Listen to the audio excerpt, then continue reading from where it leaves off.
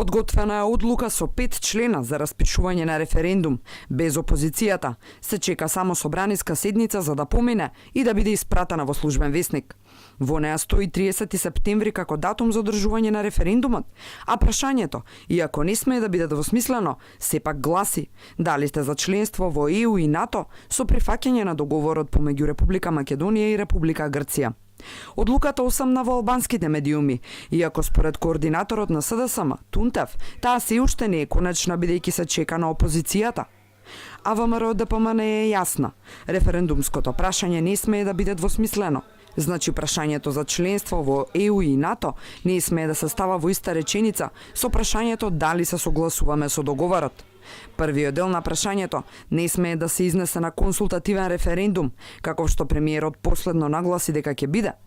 Единствено е предвидено задолжително граѓанско изјаснување, пропишано во член 23 од Законот за референдум и член 120 од Уставот. И никако поинаку. Сето друго е кршење на Уставот и на овој закон. Понатаму, одлуката е правно неиздржана, оти се однесува на договорот кој се уште не е целосно ратификуван, односно правосилен.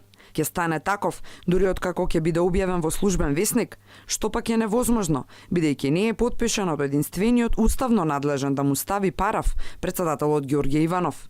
Втор кој може да се потпише за договорот да стигне во службен весник е собранискиот спикер Џафери, но единствено ако државата нема председател. Практично, одлуката е противзаконска и противуставна ако се донесе во оваа правна вакуум ситуација. Тоа значи дека ако истата помине на собрание, пратениците се потенцијални вршители на кривично дело. Експертите по уставно право веќе ги детектираа противправните делови на така наречената одлука.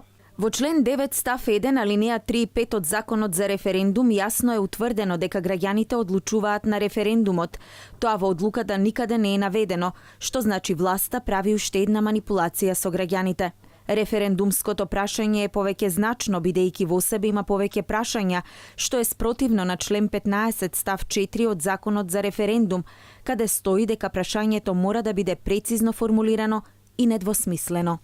Џафери неколку пати се закани дека иако е кривично дело, Законот за ратификување на договорот во пакет со Законот за јазици ќе стигнеле во службен весник и без подпис на Иванов.